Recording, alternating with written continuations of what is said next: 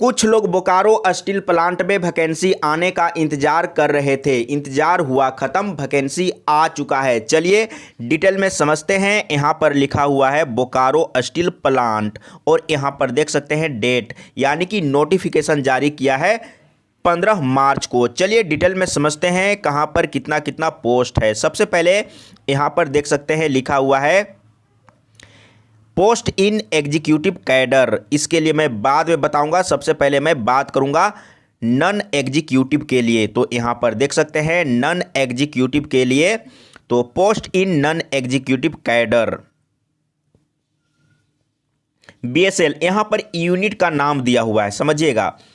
BSL mechanical के लिए 15 seat. इसके बाद यहां पर यूनिट का नाम दिया हुआ है mechanical 16 seat, CD mechanical 3 seat, BSL metallurgy 8 seat, BSL chemical 3 seat, BSL electrical 15 seat. और आगे आप देख सकते हैं ये यूनिट का नाम दिया हुआ है JGOM electrical 16 seat, CD electrical 1 seat, SRU electrical 2 seat, BSL instrumentation and automation 3 seat. और आगे चलते हैं, आगे यहां पर देख सकते हैं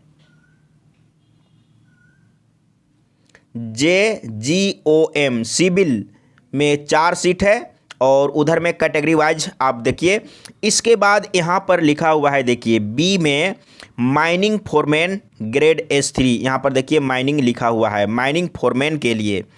तो इसमें यहां पर देखिए यूनिट यहाँ पर लिखा हुआ है कहाँ पर, यानी कि कौन कौन सा यूनिट के लिए निकाला है। तो JGOM 9 सीट है, इधर में कैटेगरी वाइज आप देख सकते हैं। इसके बाद यहाँ पर देखिए सी में सर्वेयर ग्रेड S3, सर्वेयर के लिए ग्रेड S3 यूनिट यहाँ पर दिया हुआ है JGOM। इसमें टोटल पोस्ट 6 है, इधर में आप कैटेगरी वाइज देख सकते हैं। इसके बाद यहाँ पर डी में देखिए माइनिंग मेट, माइनिंग मेट के लिए, यानी कि माइनिंग मेट का जो ज्वाइनिंग होगा वो S1 के लिए होगा। तो यहाँ पर देख सकते हैं यूनिट लिखा हुआ है JGOM। पोस्ट कितना है, तो 20 पोस्ट है और इधर में देख सकते हैं कैटेगरी वाइज यहाँ पर लिखा हुआ है। ठीक है, इसके बाद यहाँ पर देखिए नीचे में अब आते हैं ई में। यहाँ पर देखिए ई लिखा हुआ है ना, अटेंडेंट कम technician training heavy motor vehicle grade S1, यानी कि S1 ग्रेड के लिए ACTT। तो यहाँ पर यूनिट लिखा हुआ है JGOM। पोस्ट कितना है, 34 पोस्ट है और यहाँ पर कैटेगरी वाइज दिया हुआ है, देख सकते हैं। इसके बाद चलते हैं एफ में। यहाँ पर देखिए एफ में लिखा हुआ है माइनिंग सरदार, माइनिंग सरदार के लिए भी निकाला है जिसमें 50 पोस्ट है और इधर में कैटेगरी वाइज आप देख सकते हैं।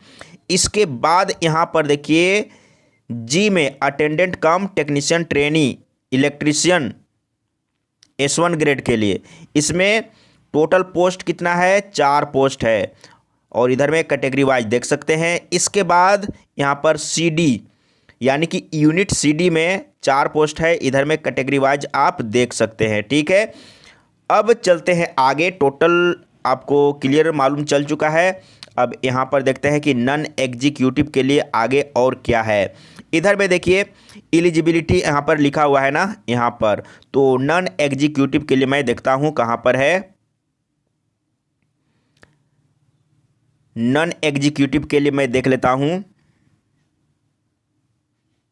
अच्छा, यहाँ पर जैसे यहाँ पर लिखा हुआ है ऑपरेटर कम टेक्नीशियन ट्रेनी, तो यहाँ से स्टार्ट हो गया है। यहाँ पर देख सकते हैं ऑपरेटर कम टेक्नीशियन ट्रेनी 28 साल एज होना चाहिए, 28 साल एज। और माइनिंग फोरमैन के लिए भी 28 साल होना चाहिए। और इधर में देख सकते हैं आपका क्या चाहिए, मिनिमम 50% मार्क्स और ST के लिए 40%, SC ST और PWD के लिए 40% होना चाहिए। और इधर में देखिए matriculation with 3 year full time diploma in engineering होना चाहिए। और इसको आप अच्छा से पढ़ लीजिए, मैं धीरे धीरे बढ़ा रहा हूँ, ठीक है, आप रोकिए और अच्छा से पढ़ लीजिएगा। यहाँ पर देखिए सर्वेयर के लिए 28 साल, और इधर में क्या क्वालिफ़िकेशन चाहिए आप पढ़ लीजिएगा रोक के। और यहाँ पर देख सकते हैं, मैं आगे बढ़ता हूँ। माइनिंग मेट के लिए एज 28 साल होना चाहिए, इधर में क्या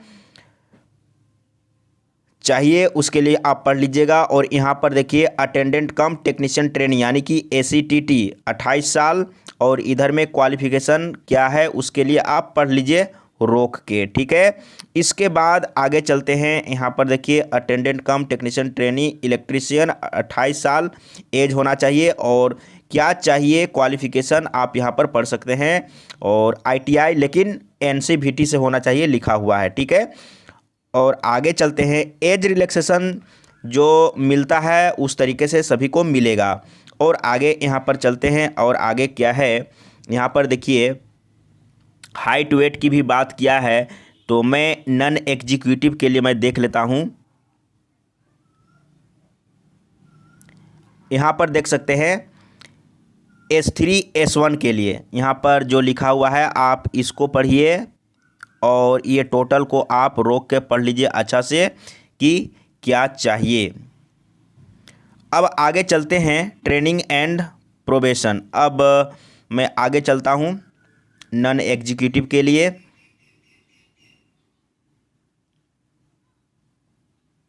यहाँ पर सैलरी की बात हो रहा है, देखिए यहाँ पर समझिएगा, ये पे स्केल है किसका, S3 का पे स्केल, यानी कि बेसिक जो स्टार्टिंग होता है वो बेसिक जो होता है 26,600, जो कि यहाँ पर लिखा हुआ है 26,600। और इधर में S1 का यहाँ पर देखिए लिखा हुआ है, ये बेसिक है, ठीक है, ये बेसिक है। और आगे चलते हैं बेसिक, लेकिन बेसिक आपको मिलेगा ट्रेनिंग के बाद। दो साल का ट्रेनिंग होता है, सभी लोग को मालूम ही होगा, 2 साल का ट्रेनिंग होता है। यहाँ पर देखिए लिखा हुआ है जो ACTT में ज्वाइन करेंगे यानी कि ITI वाले, पहला साल में 12,900 मिलेगा, दूसरा साल में 15,000 मिलेगा, और डिप्लोमा वाले यानी कि OCTT पहला साल में 16,100 मिलेगा, और दूसरा का साल में 18,300 मिलेगा, ठीक है। क्लियर हो चुका है। अब चलते हैं आगे, देखते हैं और क्या है। अब बात करते हैं फॉर्म भरने का जो फी लगेगा वो कितना लगेगा। तो यहाँ पर तो देखिए ये लिखा हुआ है एग्जीक्यूटिव के लिए E1 और E3 के लिए, यहाँ पर तो मैं S3 और S1 के लिए बात कर रहा हूँ। यहाँ पर देखिए S3 के लिए 500 लगेगा किसको, जो जनरल और EWS में है, और OBC candidate, general EWS and OBC candidate के लिए 500, लेकिन SC ST और PWD के लिए 150 लगेगा, ठीक है। और यहाँ पर लिखा हुआ है पोस्ट इन S1 ग्रेड के लिए जनरल EWS और OBC के लिए 300 लगेगा, और SC ST और PWD के लिए 100 लगेगा। तो क्लियर हो चुका है, और डिटेल में आप लोग देखिए समझिए और अप्लाई कर दीजिए। अप्लाई कैसे करना है सभी लोग जानते हैं, या कैफ़े में जाकर आप फॉर्म भर लीजिए, या मोबाइल से भी भर सकते हैं। अगर किन्हीं को कोई डाउट हो ज़रूर बताइएगा, मैं फिर से डिस्कस करने का प्रयास करूँगा।